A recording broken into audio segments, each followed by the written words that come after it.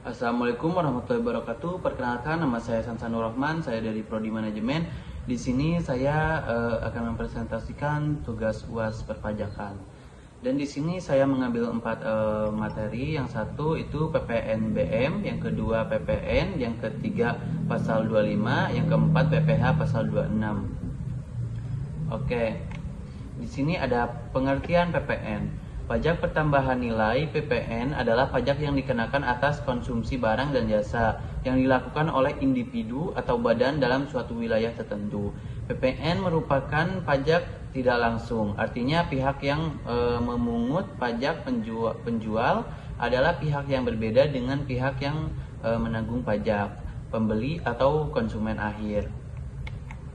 Di sini ada ciri-ciri PPN. Yang pertama, bersifat tidak langsung. PPN merupakan pajak tidak langsung, artinya pihak yang memungut pajak penjual adalah pihak yang berbeda dengan pihak yang menanggung pajak atau pembeli atau konsumen akhir.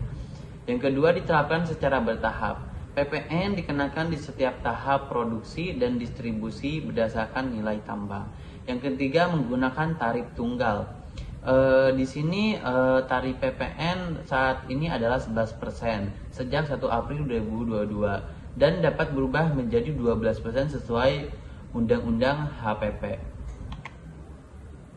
Di sini ada tujuan PPN. Yang pertama itu meningkatkan pendapatan negara.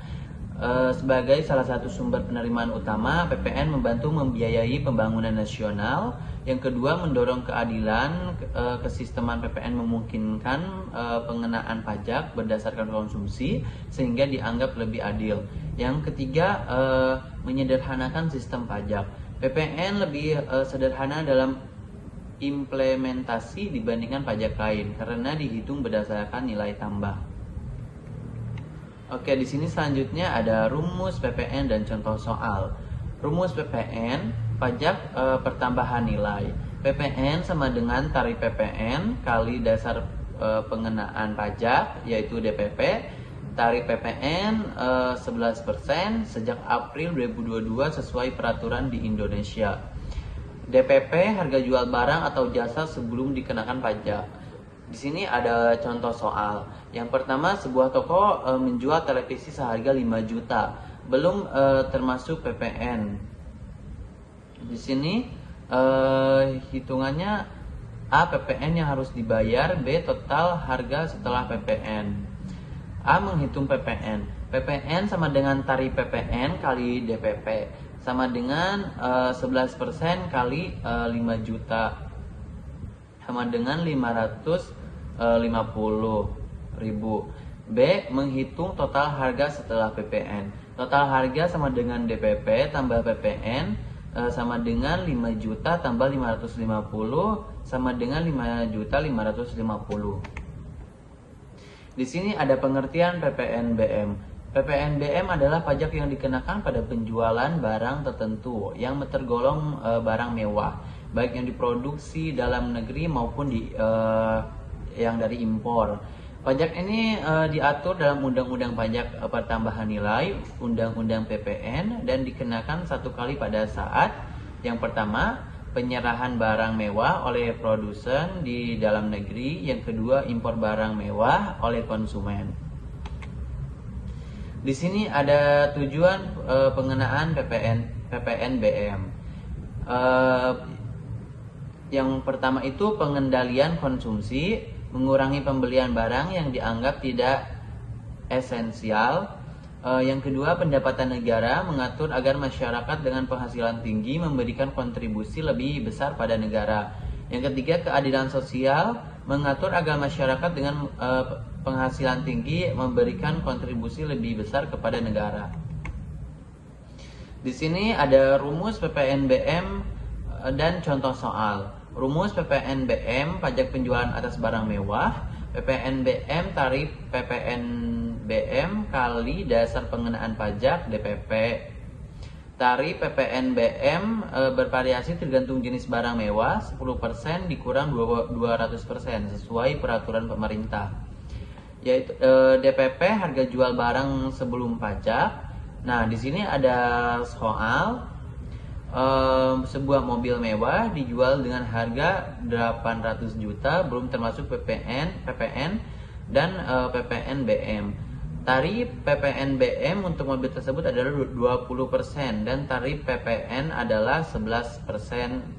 Nah, yang A PPNBM yang harus dibayar, yang B total harga setelah PPN dan PPNBM. Di sini menghitung PPNBM. PPNBM sama dengan tarif PPNBM kali DPP. Sama dengan 20% kali 800 juta sama dengan 160 juta. Yang B menghitung total harga setelah PPN dan PPNBM. Langkah 1, hitung PPN. PPN sama dengan 11% kali DPP tambah PPNBM. Sama dengan 11% kali 800 juta tambah 160 juta. Sama dengan 11% kali 960 juta. Sama dengan, dan hasilnya 100 juta 5 juta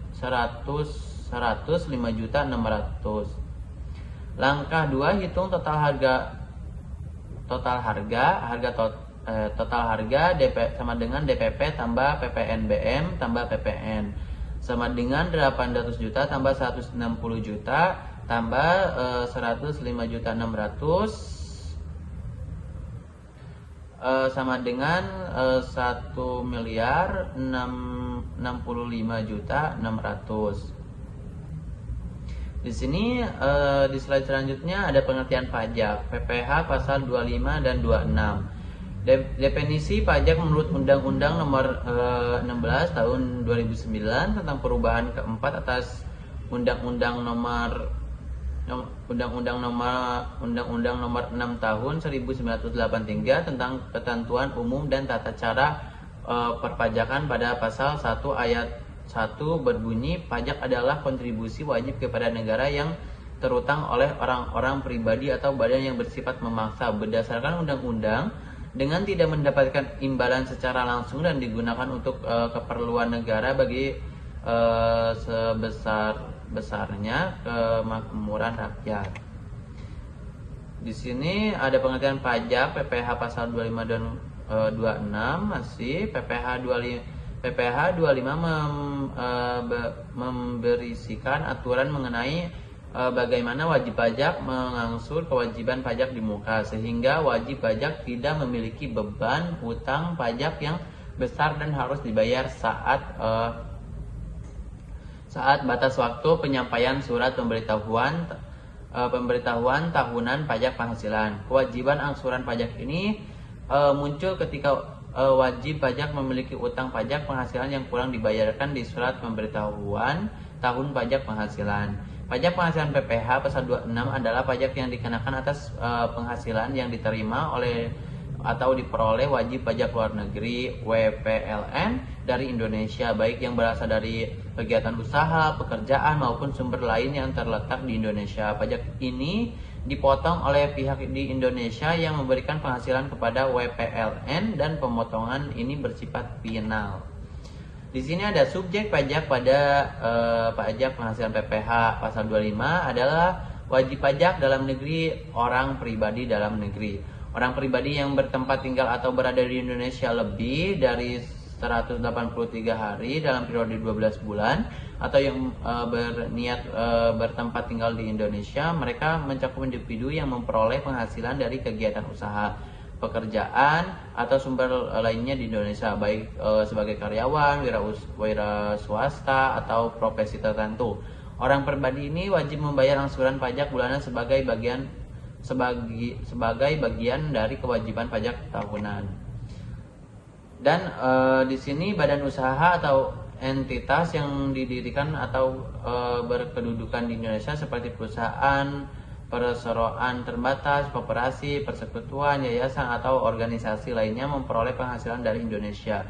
Dan ini bisa mencakup perusahaan komersial, organisasi non-profit maupun entitas lain yang memiliki kewajiban pajak sesuai aturan di Indonesia. Di sini subjek pajak pada pajak penghasilan PPh pasal 26 atau wajib pajak luar negeri, orang pribadi luar negeri, dan badan usaha luar negeri. Poin pertama, individu yang tidak bertempat tinggal di Indonesia atau berada di Indonesia selama kurang dari 183 hari dalam jangka waktu 12 bulan. Mereka memperoleh penghasilan dari sumber di Indonesia, misal melalui bunga, royalti, dividen, imbalan, jasa, sewa, atau hadiah. Yang kedua, badan usaha atau entitas yang didirikan oleh berkedudukan di luar Indonesia tetapi memperoleh penghasilan dari Indonesia. Ini bisa berasal dari dividen, bunga, royalti, hadiah, sewa, atau imbalan atas jasa yang diberikan kepada pihak di Indonesia. Di sini ada tarif untuk objek pajak penghasilan PPh pasal 25 dan 26. Poin pertama, PPh pasal 25 sebenarnya tidak menetapkan tarif pajak atau langsung dikenakan pada penghasilan. Sebaliknya, PPh pasal 25 mengatur pembayaran angsuran pajak penghasilan secara berkala bulanan oleh wajib pajak dalam negeri, baik orang pribadi maupun badan, sebagai cicilan atas perkiraan pajak yang akan terutang pada akhir tahun. Poin kedua, angsuran bulanan PPh pasal 25 dihitung berdasarkan pajak penghasilan terutang yang dihitung pada tahun pajak sebelumnya. Mekanisme ini dirancang untuk membantu wajib pajak membayar kewajiban pajak secara bertahap sepanjang tahun, sehingga tidak terbebani dengan pembayaran pajak dalam jumlah besar sekaligus di akhir tahun. Dari kesimpulan yang saya jelaskan, poin pertama, PPh pasal 25 mengatur angsuran bulanan pajak penghasilan bagi wajib pajak dalam negeri, membantu mereka mencicil pajak yang terutang untuk meringankan beban di akhir tahun. Perhitungan angsuran didasarkan pada pajak tahun sebelumnya yang dikurangi kredit pajak dan dibagi dalam 12 bulan. Pembayaran dilakukan sendiri oleh wajib pajak setiap bulan. PPh pasal 25 bermanfaat bagi wajib pajak dengan meringankan kewajiban pajak tahunan serta bagi pemerintah dalam menjaga kestabilan arus penerimaan pajak sepanjang tahun. Sebagai instrumen perpajakan, PPh pasal 25 mendukung kepatuhan pajak dalam pengelolaan pajak yang berkelanjutan di Indonesia.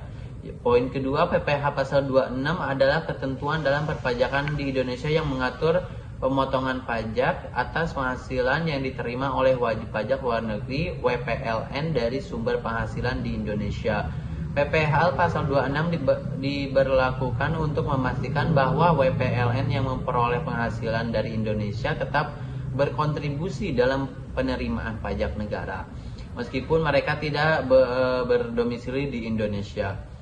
Pemotongan PPh pasal 26 dilakukan oleh pihak yang membayarkan penghasilan kepada WPLN seperti perusahaan atau instansi pemerintah di Indonesia. Tarif umum pemotongan adalah 20% dari jumlah bruto penghasilan yang diterima WPLN, kecuali jika tarif khusus berlaku sesuai dengan perjanjian penghindaran pajak berganda P3B antara Indonesia dan negara asal WPLN. Segitu dari saya. Mohon maaf jika ada kesalahan. Wassalamualaikum warahmatullahi wabarakatuh.